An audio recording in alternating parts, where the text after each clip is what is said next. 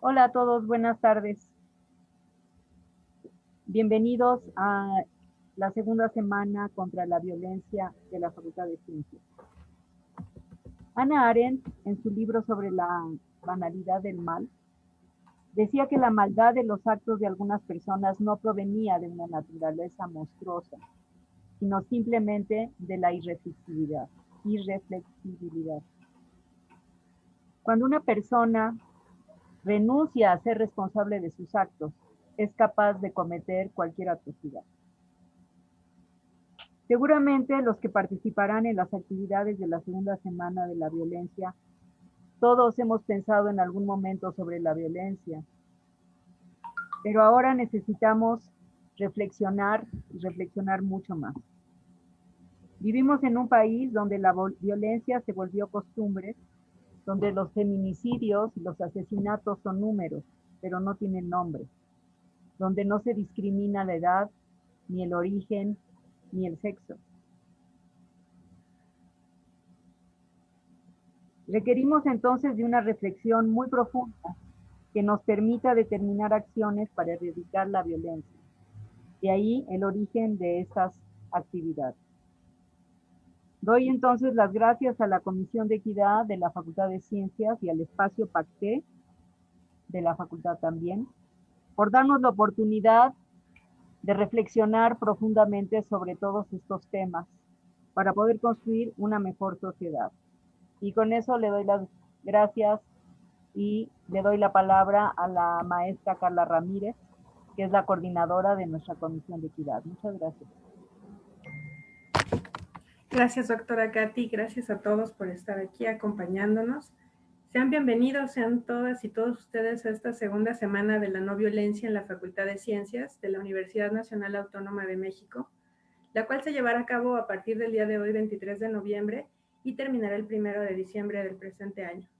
El objetivo de este evento es generar la autorreflexión y el análisis entre la comunidad universitaria acerca de las diferentes modalidades de violencia que se han presentado dentro y fuera de nuestra universidad, para así concientizar a la comunidad, visibilizando el problema desde distintos ámbitos.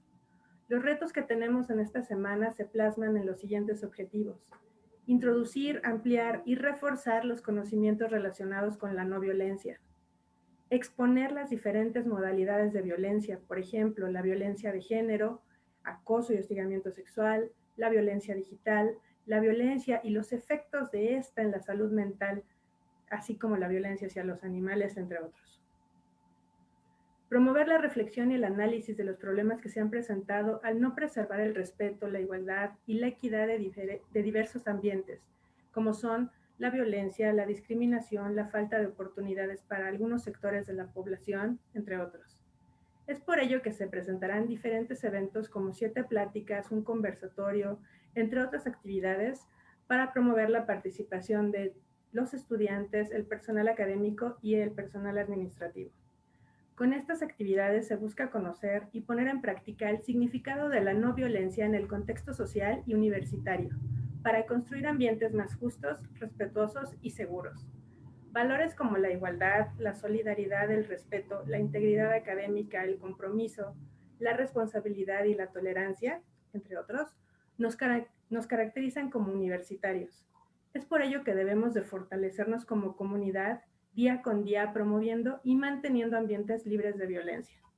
Hago énfasis en que todos nosotros nos merecemos una universidad con espacios libres de violencia, tanto presencial como digitalmente, donde se preserve la pluralidad, la diversidad, el respeto y la dignidad de todas y todos. Estos espacios deben de seguir promoviendo y compartiendo el conocimiento, la ciencia, el arte y la cultura, siempre dentro de un marco de respeto, solidaridad, empatía y tolerancia. Nosotros en la Facultad de Ciencias los invitamos a ser parte de las distintas actividades que se proponen dentro de nuestra institución. En particular, recordemos que el 25 de noviembre se conmemora el Día Internacional de la Eliminación de la Violencia contra la Mujer, por lo que la Universidad y la Facultad de Ciencias los exhorta a ser partícipes del cambio hacia una facultad y una universidad segura para ti, para mí y para todos. Pues recordemos que esta es la Universidad de la Nación. Es así como les damos la más cordial bienvenida a esta semana de la no violencia en la Facultad de Ciencias de la UNAM. A sumar esfuerzos, crítica constructiva, análisis y diálogos. Muchas gracias por su presencia, a la distancia, pero unidos como comunidad. Y es así como vamos a iniciar esta primera plática que tenemos con una personalidad en el ámbito del buceo que nos está acompañando el día de hoy. Ella es la doctora Norma Angélica Corado Nava, que es doctora en ciencias con especialidad en ecología marina por la Facultad de Ciencias en la UNAM. Es académica de la Dirección General de Divulgación de la Ciencia en la UNAM y desde 2006 se dedica a la comunicación de la ciencia, en especial en los museos. Imparte múltiples conferencias para el programa La UNAM en mi escuela, dirigido a jóvenes de nivel bachillerato en temas de biodiversidad marina, mamíferos marinos, sostenibilidad, cambio climático y resiliencia. Además, ha participado en diversos programas de televisión y radio como divulgadora de la ciencia en temas coyunturales de ciencia. Planeó y coordinó el programa de diplomado en buceo científico que se imparte casi ininterrumpidamente desde el 2005 en la Facultad de Ciencias de la UNAM. Es instructora de buceo deportivo de los 3 niveles recreativos y además es instructora evaluadora de instructores en sus 3 niveles profesionales. Es instructora de buceadores científicos desde el 2007 y además de ser instructora de varias especialidades de buceo como biología marina, oceanología y ciencias acuáticas. Dirigió de 1995 al 2019 el equipo de buceo de ciencias y actualmente es presidenta de la Sociedad Latinoamericana de Buceo Científico, donde se imparten cursos, charlas y ciclos de conferencias, diplomados y seminarios a profesionales y a todas las personas interesadas en la conservación y estudios de los recursos marinos. Sin más, les presento a la doctora Corado. Gracias por estar con nosotros. Muchas gracias, Carla. Muchas gracias. Gracias, Katy. Gracias. Gracias a todos. Muchas gracias por el honor de invitarme. Bueno, por el honor que me hacen a mí para invitarme y porque además, me toca la fortuna de abrir esta semana, lo cual me da también mucho gusto y pues bueno, claro, también es muy grande la responsabilidad. Estoy muy contenta de participar con ustedes. Ya antes he participado en algunas de las charlas y de las mesas y siempre es muy interesante, aprendo muchísimo de todo el intercambio que tengo. Y bueno, el día de hoy lo que quiero presentarles es un panorama, justo pensando en esta dualidad de las mujeres y todo lo que hemos logrado hacer. Pues bueno, quiero platicar un poco de lo que yo he vivido, de lo que yo he trabajado, en donde he estado. Y por supuesto, pues la idea es que al final podamos intercambiar algunas ideas acerca de lo que creen en general las personas que es el buceo y cómo es que las mujeres hemos estado pues ganando esos espacios, ¿no? Entonces, bueno, voy a empezar a compartir y me dicen si se ve bien, por favor. Y ahí, ¿qué tal se ve? ¿Se ve bien? Sí. Sí, muchas gracias. Ok, entonces voy a pasar la barrita para acá, porque no sé dónde estoy. Perdón, disculpen, se movió esto hasta acá. Bueno, ahora sí, ya estamos ahí, ¿verdad? ¿Se ve bien la presentación? No se ve. Sí. Ok, bueno, pues yo quiero presentarles esta charla. Se llama El buceo también es cosa de mujeres.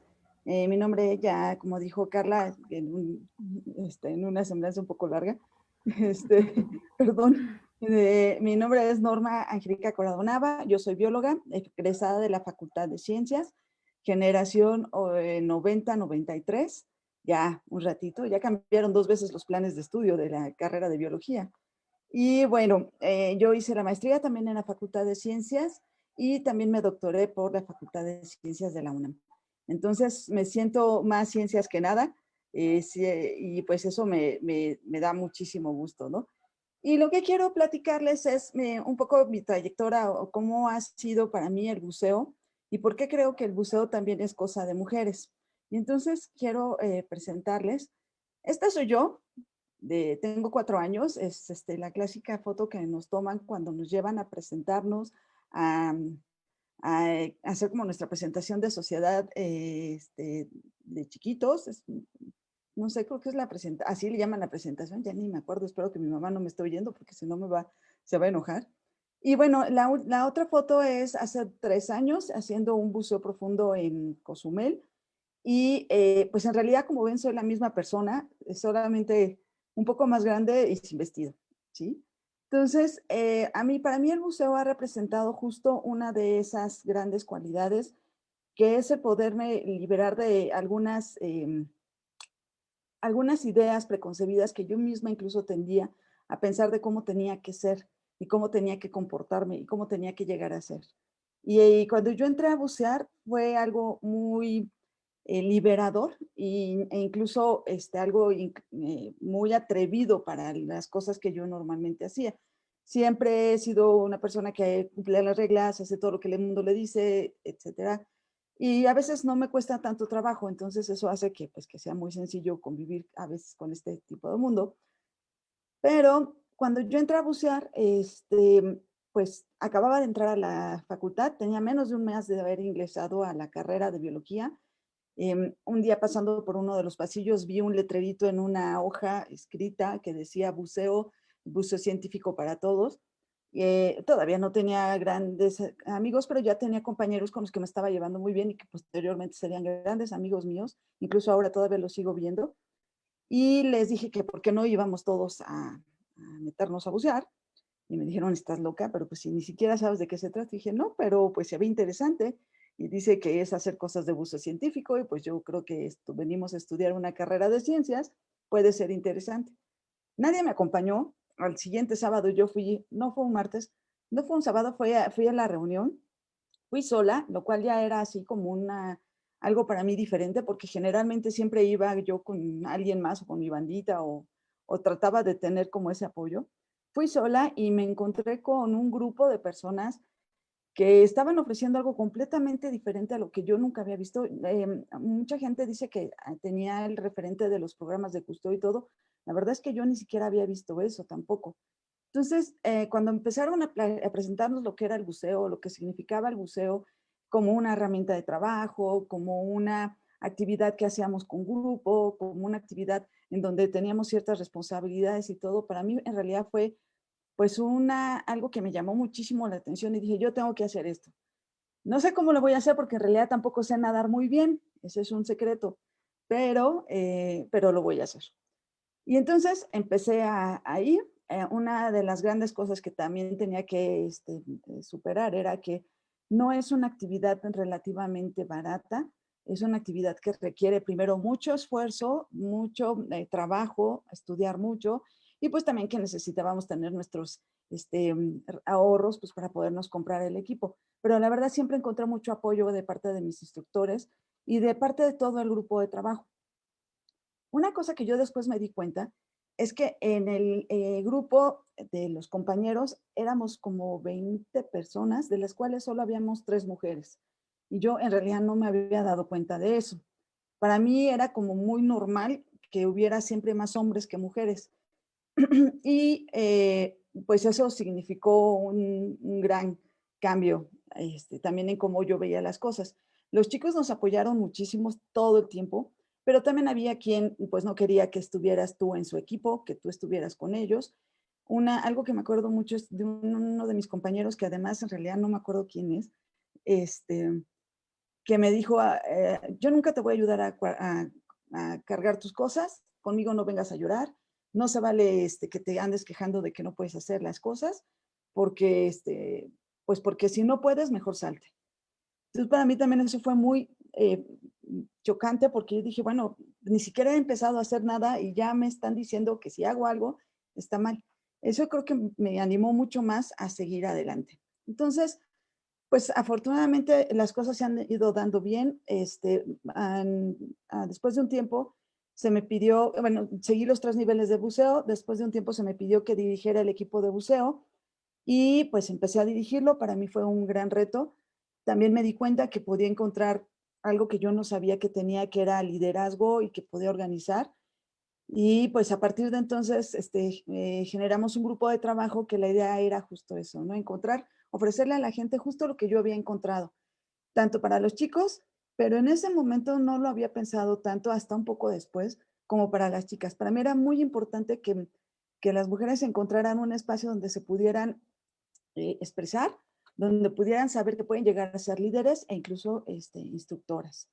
Entonces, esta es un poco la historia que tenemos en el equipo de buceo, pero la verdad es que no es la historia normal de todos los equipos de trabajo y no menos de los equipos de trabajo de una actividad como esta. Entonces, les voy a platicar un poco lo que es el buceo, ya como una actividad, y vamos a ir platicando algunas particularidades que tienen que ver con las mujeres. Les voy a platicar hoy algunas cosas acerca de las pioneras del buceo, el equipo de buceo, porque digo yo que en particular no estaba hecho para las mujeres y vamos a ver por qué. Y entonces cómo se tenían que pues adaptar. Algunas características particulares del buceo que tiene, que hace que a veces parezca una actividad que tendrán que hacer solo hombres fuertes, guapos y bien nutridos, etcétera. Y algunas particulares del buceo para las mujeres. Es más o menos riesgoso que nosotros hagamos buceo. ¿Y quiénes son las mujeres dentro del buceo en México que en verdad han cambiado esta manera de ver no solo el buceo, incluso yo creo que a nivel de buceo científico, de gestión, de algunos lugares que estas mujeres que salieron del equipo de buceo, la mayoría que fueron instructoras, fueron alumnas, han logrado impactar en nuestras políticas, incluso de las que estamos hablando en este momento para en los sistemas de conservación, ambientes y todo en México. Y pues vamos a hacer una ligera conclusión. Espero que no se aburran demasiado. Entonces, bueno, les voy platicando. Pues en un principio, el buceo es una actividad humana desde hace mucho tiempo. Siempre nos ha llamado la atención el mar. Los humanos, las ciudades humanas, las primeras ciudades humanas se establecieron cerca de los cuerpos de agua porque les daban la posibilidad primero de acceder al agua limpia o al agua, que eso ya era algo muy importante. Y la otra porque también les permitía moverse. Entonces se acercaban estos cuerpos de agua, que sean grandes océanos o grandes ríos, para poder de ahí desplazarse. También era una manera de protegerse porque podían ver cuando llegaban otras embarcaciones o otras personas que no eran deseadas. Y bueno, ya que se ha hecho mucho trabajo y estudio desde el principio del buceo, se sabe y se han encontrado este tipo de grabados donde se ven a unos hombres que llevan como unas especies de vejiga de cerdo, donde lo que hacían era en estas vejigas metían aire, se metían abajo del agua y respiraban aire de ahí. También se ven algunos grabados egipcios, por ejemplo, como este, donde está un rey, y abajo hay alguien que lleva también una especie como de vejiga o de contenedor, que generalmente eran vejigas de animales, donde él está tratando de acercar peces o acercar cosas que ha podido pescar para que se suban a la embarcación. Entonces, en realidad, el buceo siempre ha sido una actividad que se ha estado asociada a tanto actividades recreativas como la de las guerras. Entonces, eso, pues también ustedes saben que cuando se desarrollan ciertas actividades cercanas a la guerra, esto hace que también sea mucho más fácil de generar nueva tecnología. Es así como más adelante, pues empiezan a generar ciertas ideas de cómo podría una persona bajar y respirar debajo del agua. La verdad es que también para nosotros, para los humanos, siempre nos ha dado mucha curiosidad saber cómo es más allá de lo que podemos ver. Y bueno, yo siempre les digo que para mí ha sido pensar en explorar el océano, es como pensar explorar el espacio. Cuando tú volteas a ver el cielo, piensas todas las cosas que pudieras no estar viendo. Pues cuando nosotros, los océanos, los que vivimos en el mar o la gente de mar, vemos el océano o vemos el mar, pues pensamos todas las cosas que están pasando debajo. Y creo que así eran también estas personas. Buscaban saber qué era lo que estaba pasando debajo y una de las principales cosas es que no podíamos respirar debajo del agua. Entonces necesitábamos generar ciertas cosas, tener el ingenio para poder ver cómo íbamos a respirar debajo del agua. Y entonces hay muchas cosas que se hicieron. Leonardo da Vinci hizo una esfera específica donde metía personas y bajaban 3 o 4 metros para poder estar debajo del agua y ver cómo pasaban los peces. Él inyectaba aire, generó también algunas otras cosas como unas especies de trajes de buceo, etcétera. Y su idea era justo eso, acercar a las personas a este medio.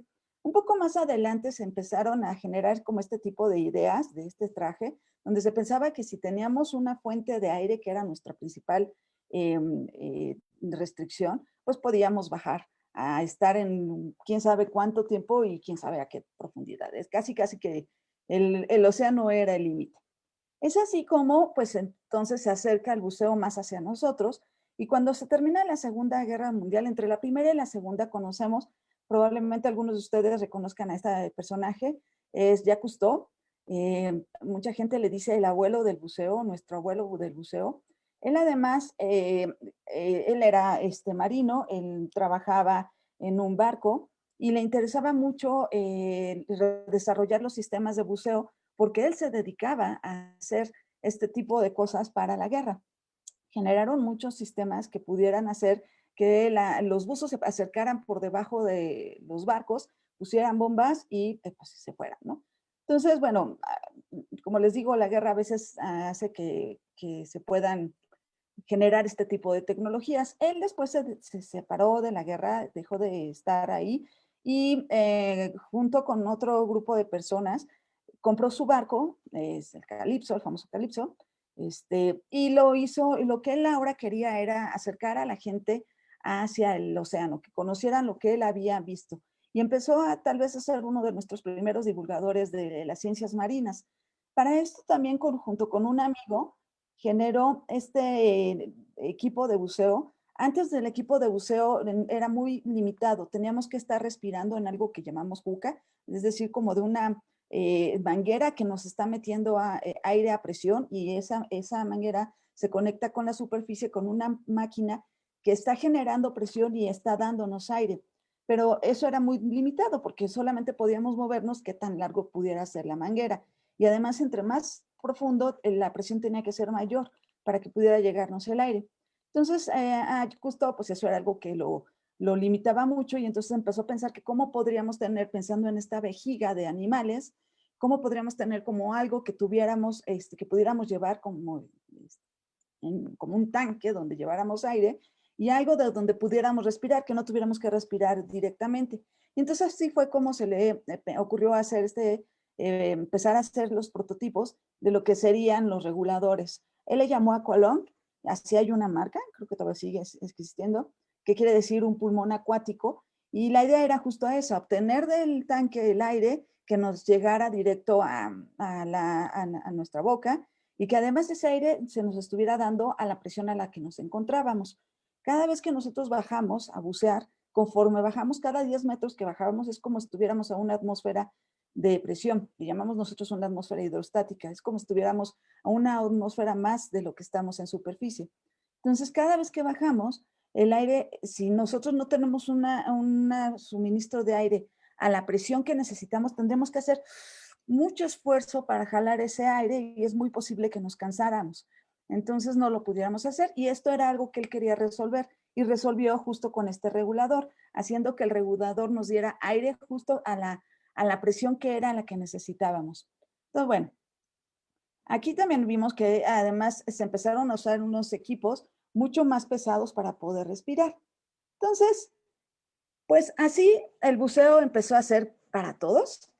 Esa era una gran pregunta, porque en realidad sí era el buceo para todos. Pues no justamente para todos, porque en principio, aunque ya justo, a lo mejor algunos de ustedes también lo saben, él tenía su familia, su esposa fue una de las personas que más lo apoyó, y además fue de las primeras buzas en utilizar estos sistemas. Pues el equipo no era justamente como para todos, pero desde el principio era una actividad donde casi eran puros hombres, y las mujeres lo único que hacían era acompañarlos, verlos, estar con ellos, compartir, cuidar a los niños. En este caso, de la esposa de Cousteau, cuando llegaban a bucear todos juntos, ella las llevaba a cuidar a los niños. Pero en general se veía el buceo como algo donde, pues para las mujeres eran solamente quienes apoyaban a los hombres fuertes que llevaban este tipo de equipo. Ahora, este equipo era muy pesado y lo sigue siendo. Si en alguna ocasión llegan a ver una exposición con uno de estos equipos, pues solamente piensan, estos son plomos, esta es una escafandra de cobre, pesa muchísimo, el propio traje tiene unos sellos que evitaban que entrara todo el agua y además tiene unos zapatos de plomo, que la idea era que la persona la bajaban prácticamente en un carrito, en un como motorcito, una plataforma, llegaba al fondo y de ahí se tenía que caminar y tenía que moverse y se podía mover muy poco en realidad. Algunas mujeres llegaron a usar este equipo, pero era muy pesado y era muy difícil. Entonces, pues ya de entrada este equipo no era tan amigable, ni siquiera era amigable para los hombres, pues tampoco era amigable para las mujeres, mucho menos para las mujeres.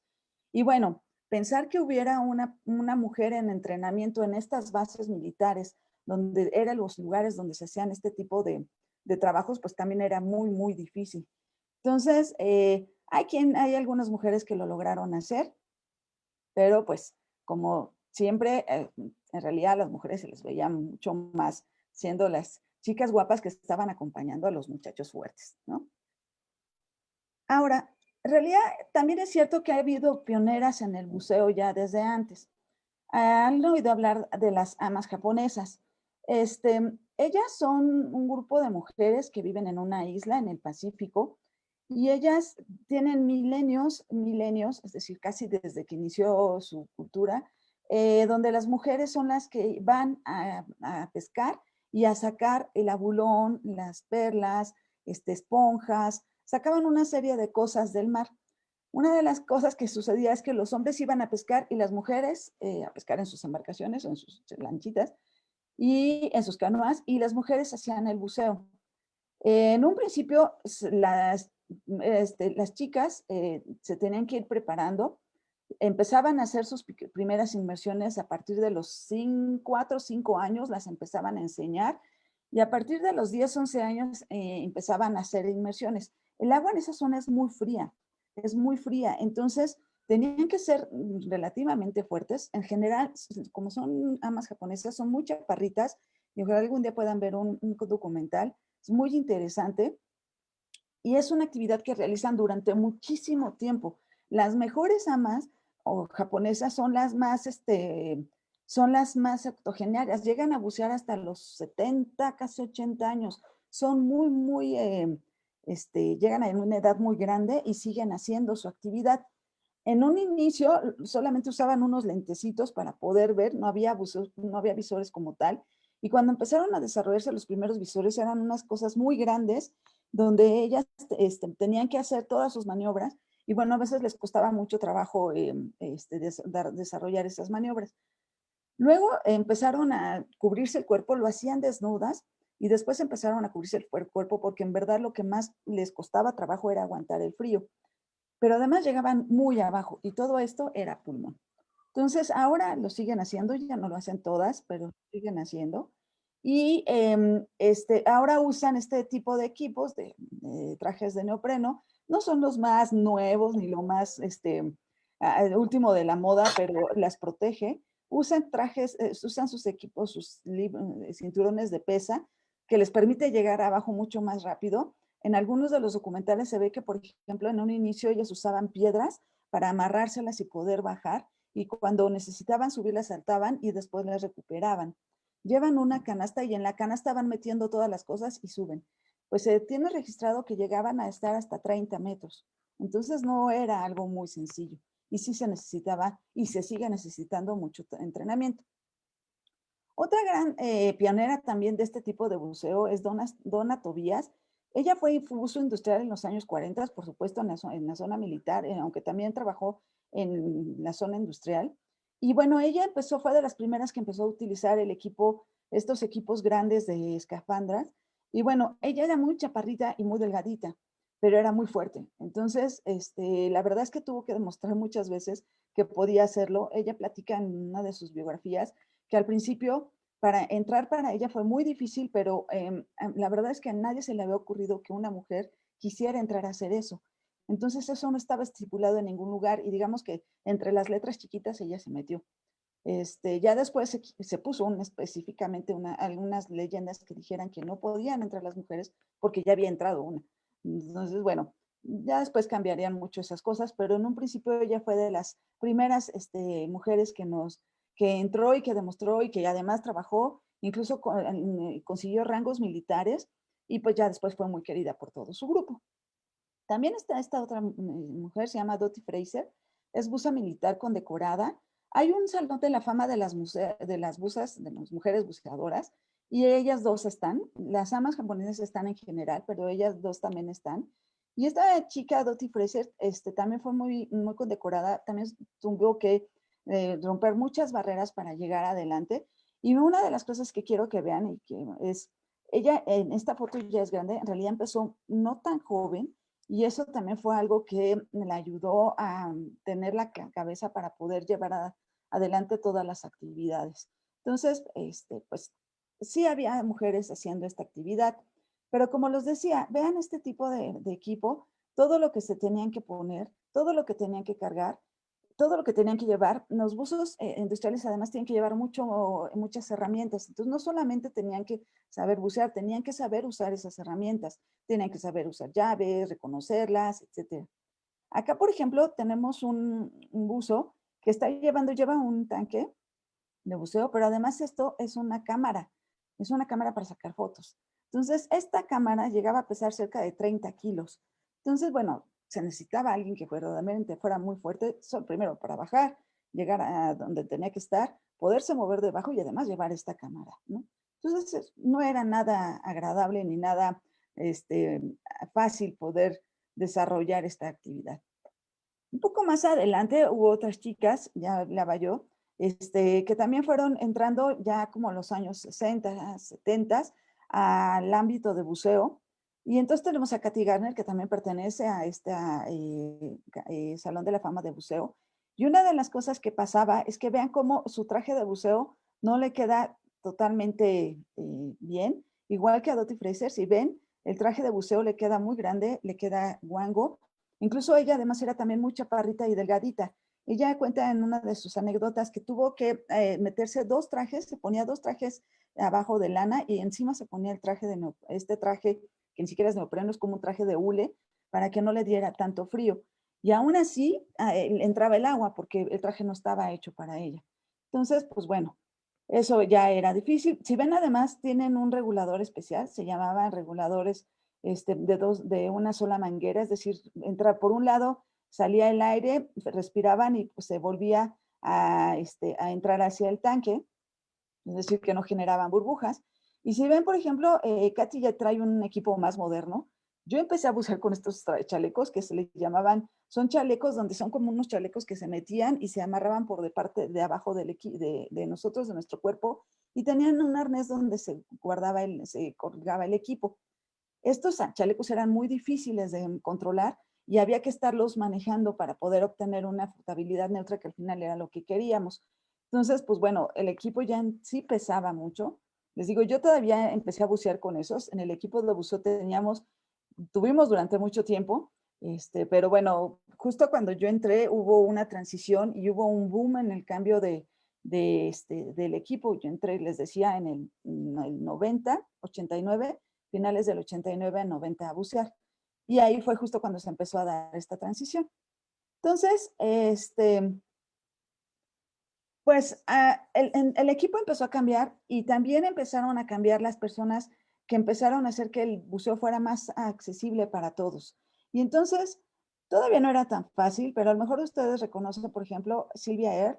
Silvia Air ella empezó a bucear en los años 60, adoraba el mar. Ella platica que siempre que veía el mar, bueno, alucinaba. Su papá era buzo profesional. Eso hizo que ella se animara a querer bucear. Él enseñó a bucear y ella aprendió a bucear muy, muy joven. Empezó a bucear como entre los 13, 14 años.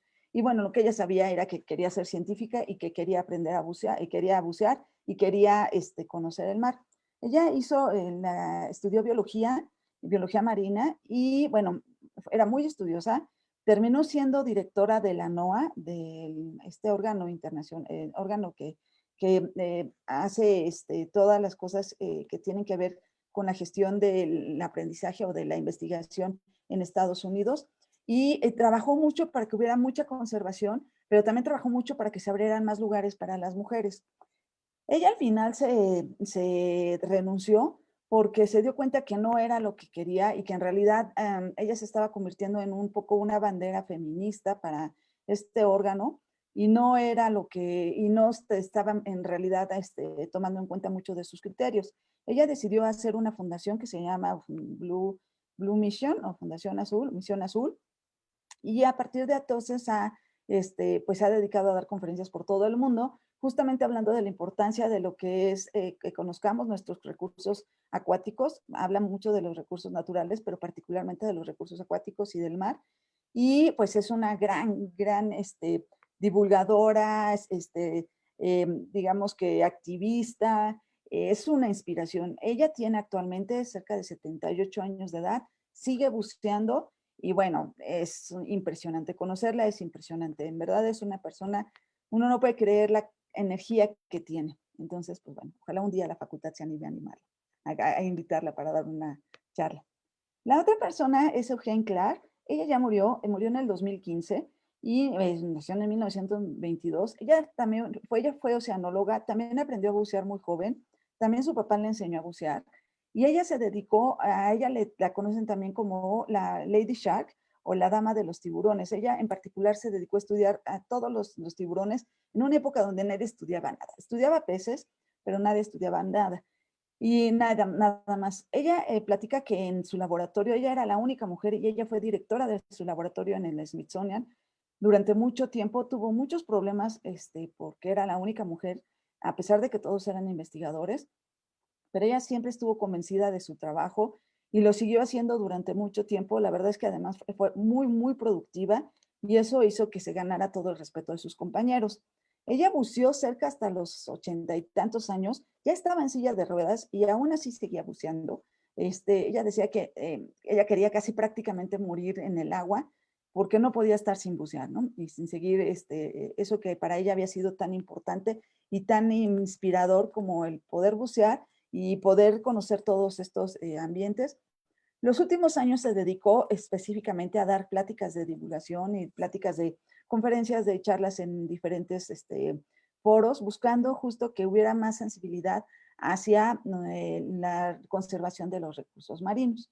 Entonces, bueno, ambas han sido un gran ejemplo. Ahora, hablando ya de hechos y datos, pues ojalá todos fuéramos Sylvia Earle o Lady Shark, pero pues no, así no es posible. Digamos que se sabía que, por ejemplo, una de las primeras encuestas que se hizo para saber cuántas mujeres había en el museo, antes ni siquiera se había pensado eso, fue a finales de los años 80 y se hizo un muestreo muy rápido para saber cuántas mujeres estaban buceando y se supo que era entre el 20 y 30% de los buceadores recreativos que había en ese momento, pues eran mujeres, entre el 20 y 30%. Había lugares donde había más mujeres que en otros. Por ejemplo, en Australia se sabía que había muchas más mujeres. En algunas zonas de Estados Unidos, sobre todo las que estaban cerca de las costas, pues había más mujeres, pero había zonas donde no había prácticamente mujeres. En Europa había muy pocas mujeres en realidad. Esto tiene que ver con algunas situaciones particulares que ahorita les voy a platicar. Hace como 5 años, DAN, que es un órgano que nos ayuda a conocer cómo funciona el buceo, es un órgano internacional, Dive Alert Network, nos ayuda, tiene muchos estudios acerca de cómo se va desarrollando el buceo en diferentes situaciones y una de las cosas que le ha interesado mucho es conocer cómo es el buceo y cómo está el buceo en relación a las mujeres. Y una de las cosas que a mí me llamó mucho la atención es que hace como 2 años sacaron una estadística donde del 10 al 15% de las buceadoras eran mujeres en el buceo especializado técnico. En buceo se divide en varias categorías, pero en grandes términos podemos dividir el buceo en recreativo y en buceo técnico o especialidades. El buceo recreativo es el que se hace pues, de manera recreativa, como su nombre lo dice, es decir, tomas tus clases de buceo, te vas a bucear en las vacaciones a Cozumel o al Caribe o a no sé qué, y en general no lo usas para hacer ningún tipo de actividad académica, técnica, científica. Generalmente casi siempre es solamente de recreación. Ahora, hay el buceo técnico, que en buceo técnico ahora ya está mucho más desarrollado, y el buceo técnico pues involucra que hagas especialidades muy particulares y es, por ejemplo, hacer buceos profundos, hacer buceos con mezclas de gases, hacer buceos de exploración. Ahora está muy de moda también hacer buceo de cuevas, hacer buceo en cenotes, hacer buceo de exploración en estos lugares, etcétera. En ese tipo de buceo que ya se necesita mucha más experiencia y que además se necesita también mucho más, pues digamos, conocimiento teórico, la incidencia de mujeres es mucho menor de la que hay en buceo recreativo. Entonces, pues bueno, esto también es algo que llama la atención. ¿Cuáles son las cosas que pudieran estar haciendo que las mujeres no se animen tanto a bucear o por la que no entran tanto a bucear? Particularmente yo tengo que decir que desde que la Facultad de Ciencias es un caso particular. En la Facultad de Ciencias, desde siempre, pues ha habido una cierta paridad, al menos desde que yo entré, que fue, les digo, en los 90, no eran tantas mujeres, o tantos hombres por tantas mujeres como en otras facultades. De hecho, en un inicio, cuando yo entré, hasta éramos más mujeres que hombres. Ya conforme se va pasando la carrera, pues van quedando casi al igual número. Y bueno, ya que entré al doctorado y el posgrado, me di cuenta que en realidad ya éramos muchas menos mujeres de lo que de los hombres, a pesar de que pues en un inicio, en los primeros semestres, casi somos el mismo número. Entonces, bueno, eso hace que el equipo de buceo también de alguna manera tenga cierta paridad e incluso haya en ocasiones que tengamos más mujeres que hombres tomando nuestras clases de buceo. Y en nuestros niveles superiores, efectivamente ya empieza a ser una igualdad, casi son 50 y 50, y ya en los niveles más superiores, ya cuando quieren ser instructores o algo así, pues son más hombres los que se animan, pero aún así, digamos que todavía seguimos manteniendo esa proporción. Tengo la idea que es porque también hay más mujeres y porque somos más mujeres instructoras y eso pues también hace que se animen. Entonces, ¿qué es lo que pasa? ¿Por qué hay menos mujeres en el buceo? Esto se ha estudiado también y se sabe. Hay antecedentes culturales. La verdad es que cuando yo llegué y le dije a mi papá que quería hacer buzo, que quería hacer buceo, no entendió muy bien de qué le estaba hablando. Cuando más o menos entendió, me dijo que estaba bien loca, que quería yo hacer, que si ni siquiera sabía nadar, lo cual tenía un poco de razón, pero pues que yo en realidad lo que tenía que hacer era estudiar, que él casi me había mandado a la universidad para estudiar. Entonces, eso ya implicaba para mí que tenía que tener la manera de sacar recursos, porque pues yo sabía que tal vez mi papá no me iba a ayudar demasiado. Fue muy curioso porque yo creo que él me vio tan entusiasmada con mi carrera, la verdad es que amé la biología y la sigo amando, y el buceo, yo vivía muy lejos y había que ir a la facultad, a la universidad muy temprano, sábados y domingos, me llevaba cargando mis tiliches, en ese entonces ni siquiera había tanto transporte como ahora, entonces tenía que cargar muchísimo y salía súper de madrugada de mi casa y llegaba súper de noche y todo. Yo creo que él vio, y también mi mamá y toda mi familia vio que en realidad me gustaba tanto que pues ya, o sea, me dijeron, bueno, ya está demasiado loca y le gusta mucho, pero además, pues sí le gusta y sí le apasiona, que fue muy curioso. En varias ocasiones yo escuché a mi papá decir que yo era buza antes de decir que yo era bióloga. Entonces ya, para mí era muy curioso eso. Y después cuando me hice instructora, pues también él decía a todo el mundo que yo era instructora de buceo. A él le daba mucho gusto eso. Y pues bueno, a mí también, porque al final me aceptó y nos aceptamos todos, digamos. Además, estos antecedentes culturales, yo lo sé, para mí fue así, pero sé que no ha sido igual para muchas personas y conozco gente que ha tenido, chicas que han tenido que dejar el buceo porque no es algo que se vea muy bien. Entonces, bueno, la otra es una actividad de riesgo. En realidad, nosotros le llamamos actividad de riesgo controlado, como muchas otras actividades, como la espeleología, como la exploración, bueno, y últimamente es todo, casi todo, pero en realidad ese tipo de actividades. Y es una actividad de riesgo controlado porque nosotros sabemos cuáles son los riesgos y los tenemos que evaluar y necesitamos controlarlos. Y lo hacemos. Entonces, eso también, cuando tú hablas de este tipo de cosas, pues hay que hablar de lo bueno y también hay que hablar de lo que no es tan bueno, que es el tipo de accidentes que podrías tener, el tipo de cosas que te podrían pasar, siempre y cuando no seas lo suficientemente cuidadoso o estés suficientemente bien preparado. Entonces, es una actividad de riesgo, sí, pero es un riesgo controlado. Claro, cuando yo platico con muchas personas, pues todo el mundo me dice, es que eso es riesgosísimo. Pues no es riesgosísimo si lo haces con toda la profesionalidad, ¿no? Igual que muchas cosas. Yo creo que si no sabes manejar y te subes a manejar, es súper riesgoso, ¿no? Entonces, pues creo que ya de ahí es algo que se puede controlar. La otra, actividad de fuerza física y mental.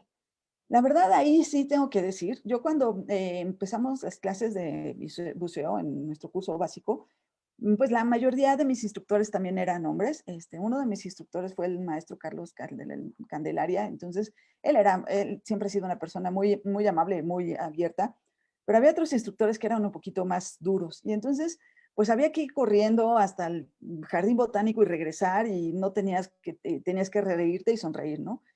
Y además había que subir y bajar tanques de buceo, y además había que subir y bajar maletas, y además había que hacer muchísimas abdominales, y había que hacer muchísimas cosas. Y sí se volvía una actividad de mucha fuerza física. Y pues en algún momento sí se nos llegó a decir que era importante, sobre todo a las chicas del grupo, que éramos tres, que teníamos que lograr tener eso, porque si no, no íbamos a poder hacerlo, ¿no? La verdad es que yo no entendía muy bien por qué era tan importante. Ya después lo entendí que no es que fuera importante la fuerza física porque había que demostrarle a alguien algo, sino porque en realidad una parte del riesgo es justo que estás cargando cosas muy pesadas y puedes llegar a lastimarte. Pero bueno, hay otras maneras también que se puede paliar esto y bueno, además hay mucha tecnología ahora ya y entonces eso se puede ver. Fuerza mental, pues tiene que ver justo con que sepas cuáles y conozcan tus limitaciones. Y yo creo que ahí, pues, yo creo que ahí las mujeres la llevamos de gana, pero bueno, vamos hablando. Y otra de las cosas por las que también las mujeres no bucean es la desconfianza de tus compañeros. Yo tuve un gran grupo de compañeros y todo tenía que ver también porque además estamos en una facultad, en una universidad, con otras, que en realidad la gente ya tenía otra mentalidad, pero también había gente que no estaba tan de acuerdo. La gente te tiene desconfianza por ser mujer para bucear. Pues, ¿qué tal si no puede responder? ¿Qué tal si le entra el pánico? ¿Qué tal si se pone nerviosa? ¿Qué tal si quiere que yo le ayude? ¿Qué tal que si todo ese tipo de cosas? Y eso sí puede ser muy intimidante, sobre todo porque llegas a escuchar ciertos comentarios que pueden ser muy difíciles de ver. Esto ya yo prácticamente puedo decir que se ha eliminado al menos dentro de mis grupos de trabajo y es algo con lo que yo trabajo mucho y también no sé que el grupo de instructores del equipo de buceo particularmente lo trabaja mucho en tratar de que la relación de confianza y de profesionalismo que hay entre los instructores y los alumnos y entre los alumnos sea lo suficiente para que se mantenga este nivel de confianza y nivel de apoyo que es muy necesario. Entonces, yo digo que estas son las cosas y también está comprobado que hace que las mujeres buceen menos. Ahora, hay ciertas consideraciones que sí tienen que ver con la salud particular de las mujeres, pero es igual, o sea, sí, no somos iguales fisiológicamente y nos pasan cosas diferentes que a los hombres, pero eso no nos hace ni menos capaces ni más capaces, solamente nos hace reconocer una condición que además es parte de las que tenemos que manejar. Una de ellas es la temperatura corporal. Es mucho más fácil que las mujeres perdamos calor, tenemos mucha menos masa corporal que los hombres y eso hace que seamos más propensas al frío. Entonces, bueno, imagínense, por ejemplo, estar buceando en lugares muy fríos, piensen en cuando les hablaba del inicio del buceo, que tuvieras que ya entrar a bucear a una plataforma o a lugares de más allá de 20 y tantos metros donde el agua estuviera fría, por ejemplo, en Estados Unidos, en la zona de California, llega el agua a estar a 13, 14 grados, a veces a 10, y que no hubiera un traje que te quedara lo suficientemente bien para que te cubriera, pues eso ya de entrada te hace que tengas una desventaja fisiológica. Por más que le entres a los carbohidratos, no vas a poder, no te vas a poder aguantar. Entonces sí, hay un problema de temperatura corporal, pero afortunadamente, pues ya las cosas han cambiado. Los grandes diseñadores de equipo y los productores de equipo pues se han dado cuenta que las mujeres también somos un gran mercado y ahí nada más hay que tener cuidado porque también está el mercado rosa, donde nos quieren vender todo rosita, todo bonito para que nos cueste más, pero en realidad sí ha sido importante que se hayan hecho cosas, trajes de buceo que sean específicos para nosotras, con toda nuestra variedad. Desde que hay unas que somos muy altas, y más gorditas, altas y delgaditas, chaparritas y muy flaquitas, chaparritas y gorditas, con caderas, con busto, etcétera, ¿no? Entonces, bueno, esa es una gran ventaja que hay ahora. El problema de la menstruación. Yo creo que de las primeras cosas que nos preguntan las chicas cuando entran a bucear es qué pasa con la menstruación, si tenemos algún problema, si va a venir algún tiburón y nos va a comer por la menstruación. Esto me lo dijeron alguna vez, me lo preguntó un chico. Oye, yo no quiero entrar a bucear con mi compañera si ella está menstruando. ¿Qué tal si viene un tiburón y nos come? No, pues la verdad es que no es así. La verdad es que la menstruación no está demostrado en ningún momento que porque haya sangre de ese tipo. Es más, parece que se detiene el sangrado cuando estás en agua. Genere que traigas algún tiburón, para nada. La cantidad de sangrados son minúsculos. Pero una cosa que sí pasa es que cuando estamos menstruando, nos deshidratamos. Y si no estamos atentas a eso, lo que sí puede pasar es que tengamos un problema de deshidratación. Bucear deshidrata. El aire que estamos respirando es un aire muy seco y eso nos deshidrata. Entonces, tenemos que estar constantemente tomando agua. Si además estamos menstruando, eso también nos hace que podamos estar deshidratarnos. Hay algunos estudios que dicen que además en el inicio de nuestros días de menstruación también somos más propensas a que pudiéramos llegar a tener un poquito de problemas de descompresión. Hay un artículo donde dice que nuestra sangre se vuelve un poquito más espesa y entonces se recomienda que seamos más cuidadosas en nuestros primeros días de menstruación. Pero en realidad, yo se los puedo decir personalmente, nunca ha sido ningún problema para mí. Nunca lo ha sido para ninguna de mis compañeras. Y si es que al principio es un poquito incómodo, pero no pasa nada, todo se lleva bien y la verdad es que cuando uno está buceando, bueno, para nosotras, bucear nos quita hasta los cólicos menstruales y todas estas cosas, ¿no? Nada, nada. Vivimos felices en el agua. Otro problema o otra consideración que hay que tener de la salud es obviamente si estás embarazada. Ahí sí, no se sabe y por cuestiones éticas no se han hecho obviamente estudios de qué pasa en un feto con el buceo. Y entonces se recomienda que inmediatamente que sabes que estás embarazada, que es como al mes y cachito, si eres una persona que bucea constantemente, dejes de hacerlo, ¿sí? Y lo vas a tener que dejar de hacer hasta que nazca tu bebé y que pase pues como un mes, ya te sientas mucho mejor, entonces puedes empezar a bucear nuevamente. Entonces, bueno, es algo que tenemos, que es parte de la fisiología de la mujer y que tenemos que considerarlo. Todavía no se sabe demasiado. La salud cardiovascular. Si algunos de ustedes saben, en las mujeres somos menos propensas a que nos den infartos por la cantidad de estrógenos que generamos. Y bueno, cuando buceamos, pues también eso pasa. Si tenemos una vida saludable, donde nuestros niveles hormonales son normales, son deseables, pues hasta tenemos menos posibilidades de tener algún problema cardiovascular. Tenemos incluso menos posibilidades de tener algún problema de buceo por esta cantidad de estrógenos.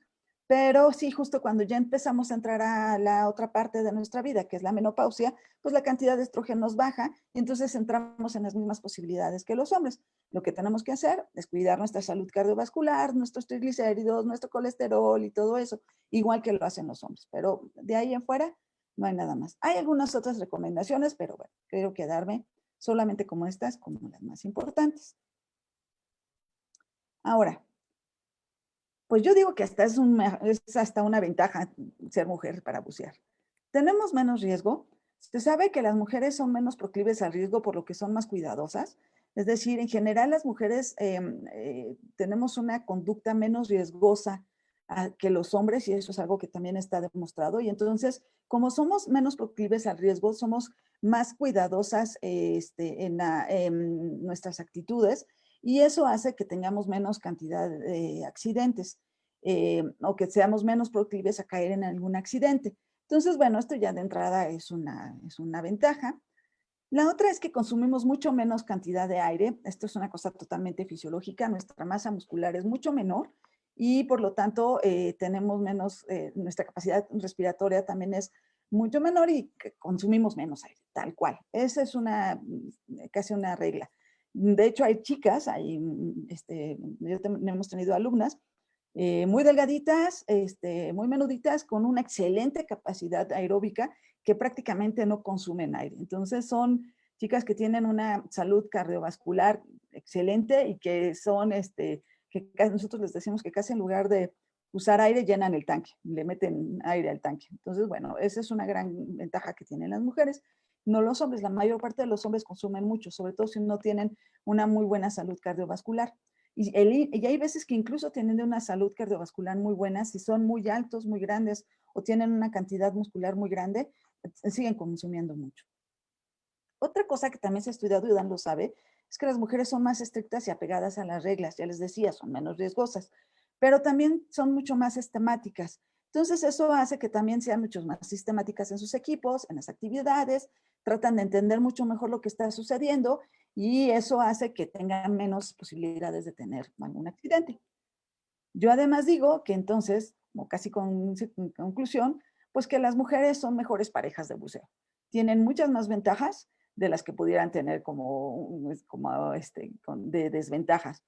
Ya con entrenamiento y todo, la posibilidad de que una pareja mujer tenga algún problema es la misma que cualquier chico varón. O sea, te puede igual dar miedo, puedes igual a tener un problema con algún equipo, etcétera, en las mismas condiciones que cualquier chico hombre que esté buceando. Pues bueno, yo creo que estas son unas claras condiciones que pueden incluso animarte, si eres mujer, a querer bucear. Entonces, perdón.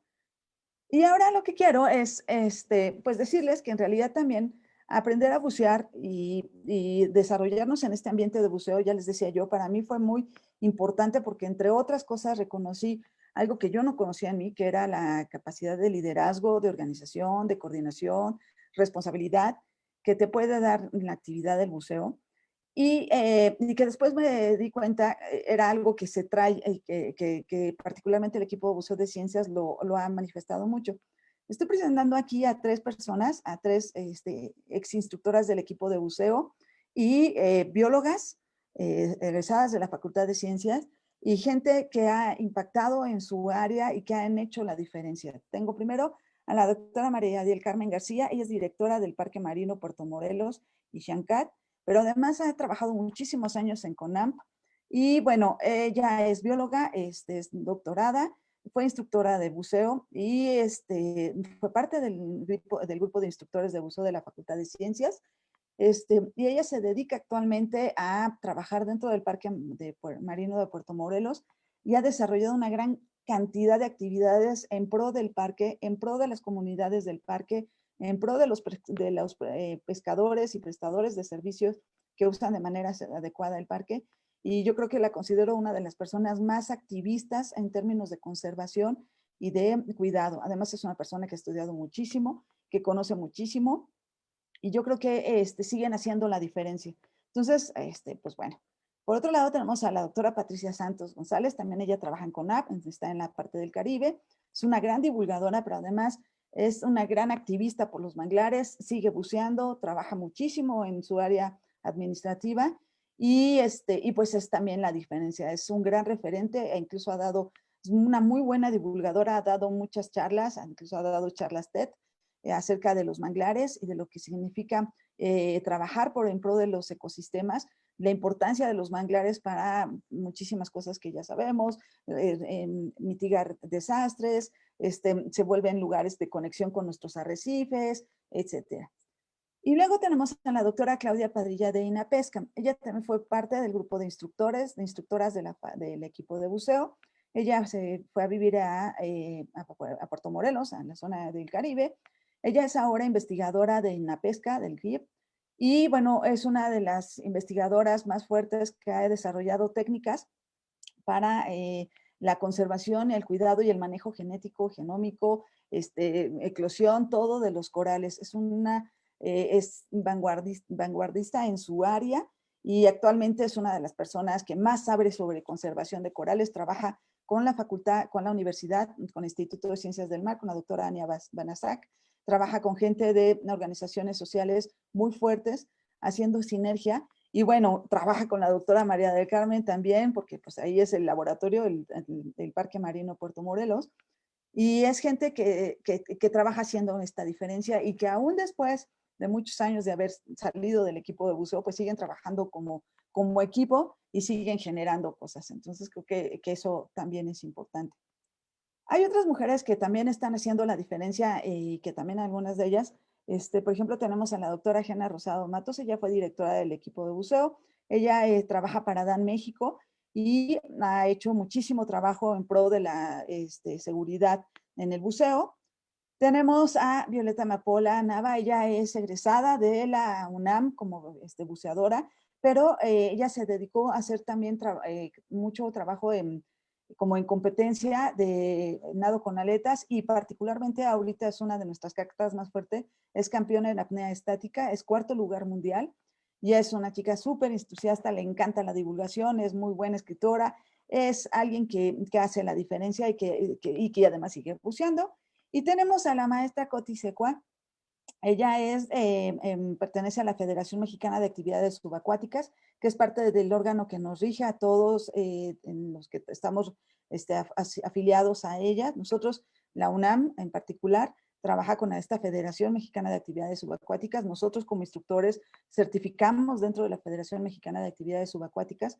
Y la maestra Coti Secua ha trabajado muchísimo, particularmente con el grupo de buceo científico. Ella ahora pertenece a representa en CEMAS América toda la presidencia del buceo científico y bueno, pues ha llevado el buceo científico a nivel de Europa y pues hemos hecho muchísimas cosas de trabajo con ella y creo que particularmente dentro de la UNAM hemos trabajado mucho acerca del buceo científico y pues lo queremos seguir haciendo, queremos seguir impulsando y pues nuestra idea justo es esta, ¿no? Seguir trabajando en estos espacios que sean seguros, que sean espacios libres, donde cualquiera pueda generar estas inquietudes y pues bueno, si tiene que ver con ciencia, pues muchísimo más, ¿no?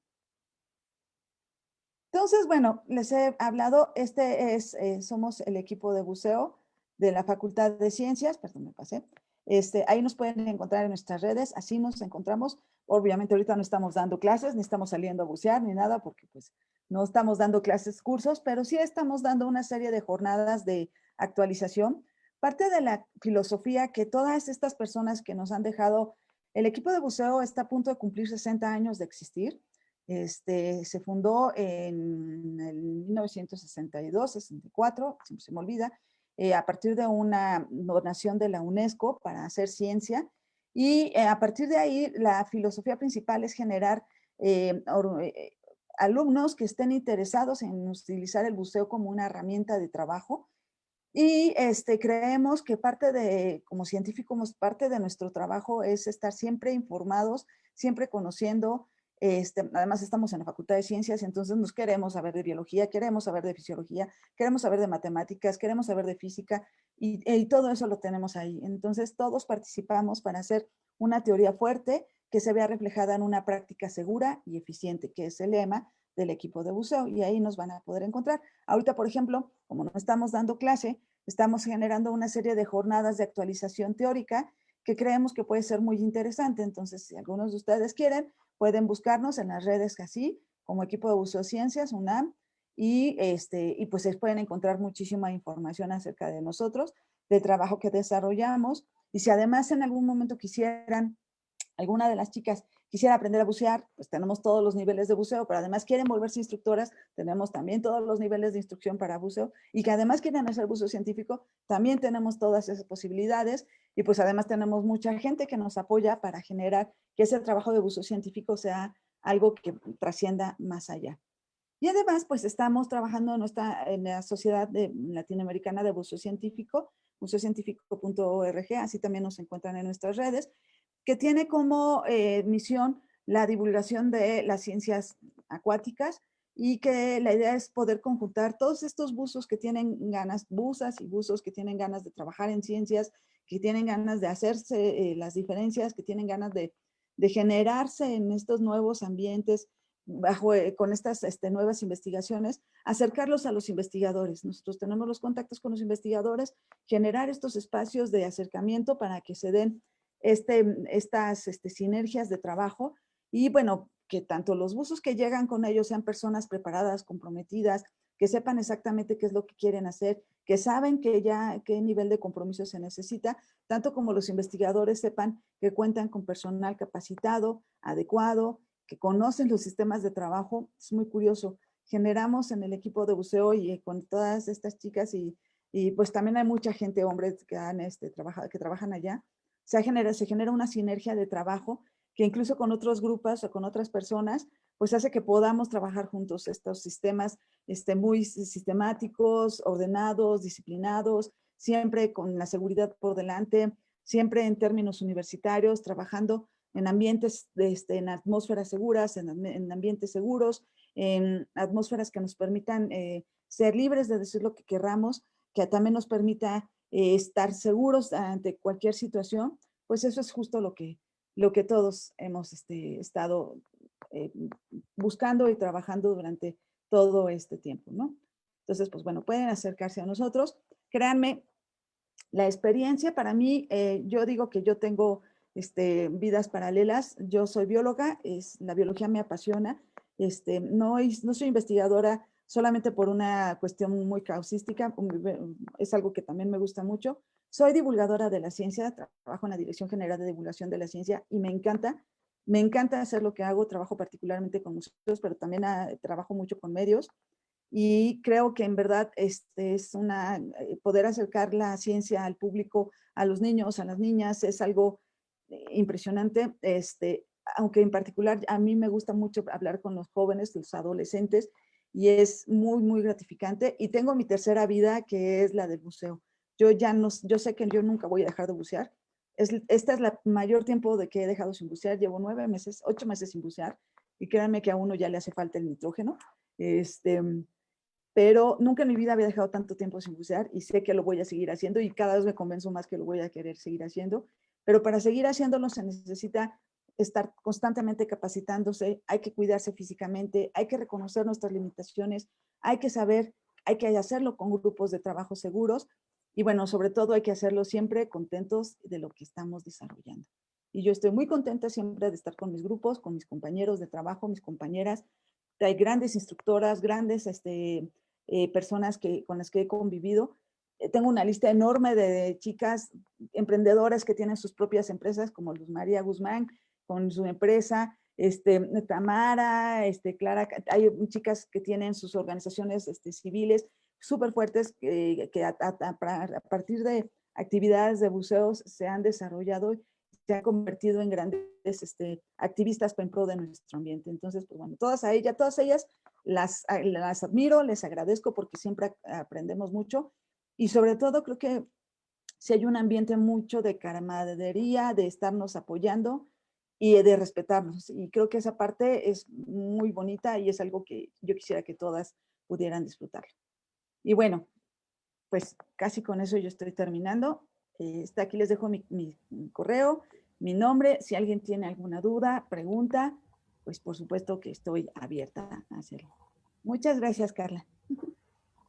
No, pues muchas gracias a ti, Norma. Muchas gracias a todos. Tenemos unos comentarios y, bueno, si quieren dejarnos algunas preguntas para la doctora. La profesora Adriana Muñoz Hernández nos dice, el buceo sin duda es una actividad muy interesante desde el punto de vista recreativo y sobre todo formativo, el poder complementar la formación de un biólogo. Con esta actividad es algo invaluable. Gracias por compartir su experiencia, doctora Norma. Juan Gómez hace mención en Facebook de Ana Arzanova, la actual presidenta de la Confederación Mundial de Actividades Subacuáticas. El mismo Juan Gómez nos dice que por ahí de 1983 o 84, en el curso del equipo de buceo de la FAC eran 80 mujeres y 40 hombres. Y añade su agradecimiento para la doctora Corado, señalando pues tu pasión por la biología y por el buceo. Rebeca Werstetter agradece la charla, igual que Carolina Trejo y Paulina Cruz. Muchas gracias. Y Tachika Ojara se une al agradecimiento y así hay como mucha gente que te manda a saludar y que le pareció una excelente ponencia. Muchas gracias, Norma, en nombre también de la directora de la facultad. Muchas gracias por compartirnos tu experiencia en esta semana que estamos conmemorando la Semana de la No Violencia y también la eliminación de la violencia contra las mujeres. Muchas gracias. No sé si alguien más quiera preguntarle algo a la doctora Norma.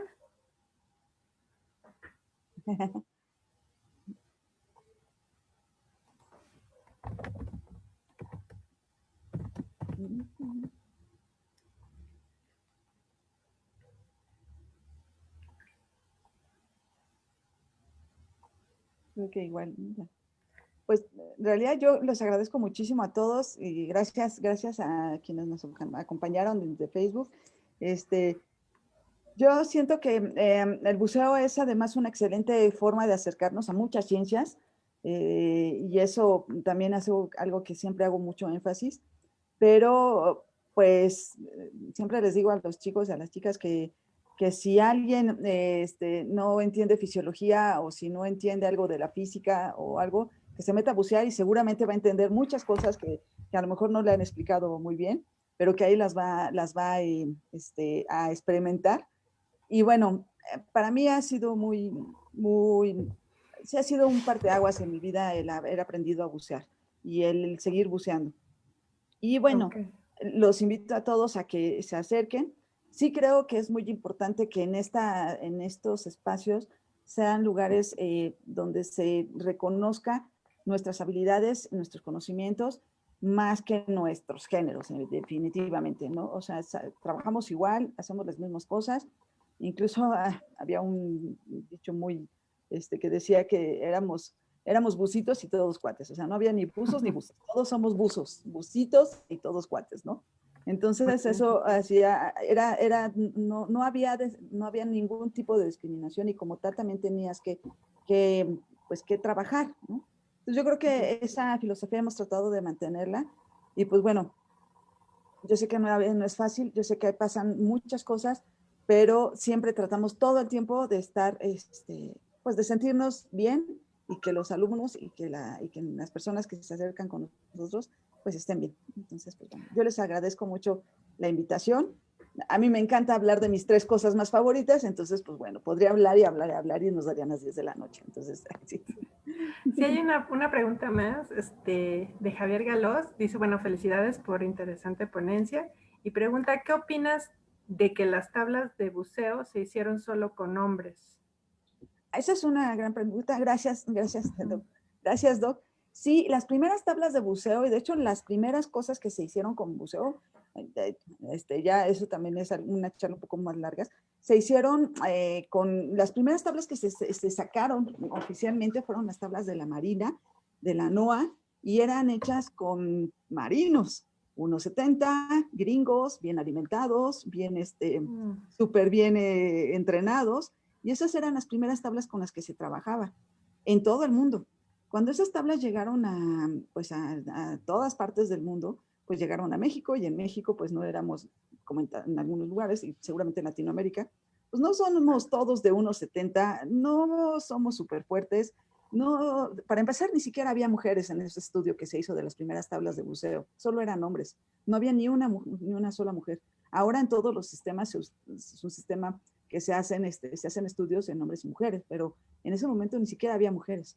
Entonces, bueno, pues casi por eso un poco cuando nos hacían, reflexionábamos de por qué teníamos que ser tan fuertes, sanos y tener tanta condición física, pues porque si queríamos bucear las tablas que nos estaban dando, teníamos que ser casi gringos, casi marines. Entonces, pues eso no era seguro para nadie. Al final, cuando el buceo se empieza a volver algo mucho más comercial, las grandes empresas se dieron cuenta que era importante tener estas tablas de manera más realistas hacia personas más reales. Entonces ya se empezaron a generar nuevas tablas. Pero sí, nuestras primeras tablas eran hechas para marines. Entonces, pues había que ser marín, aunque no midieras 1,70. Claro. Gracias por la pregunta. Bueno, pues si no hay más preguntas en el Facebook, les agradecemos.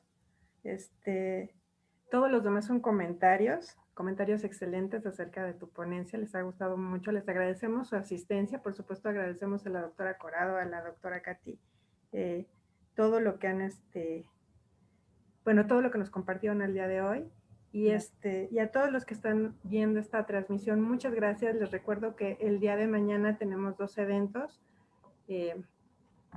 para seguir con las ponencias de la Semana de la No Violencia. Una es a la 1 de la tarde, el día de mañana, que nos va a acompañar la nueva unidad de orientación y atención para la atención de violencia de género en la Facultad de Ciencias, PACTE, a la 1. Y a las 5 vamos a tener otra plática que es Violencia Doméstica y Animales de Compañía por el licenciado José Felipe Márquez Muñoz. Y por supuesto están cordialmente todos invitados para seguirnos en esta transmisión. Y muchas gracias. Eso sería todo de nuestra parte. Gracias a todos. Acérquense a bucear cuando se pueda. Gracias. Bye. Bye.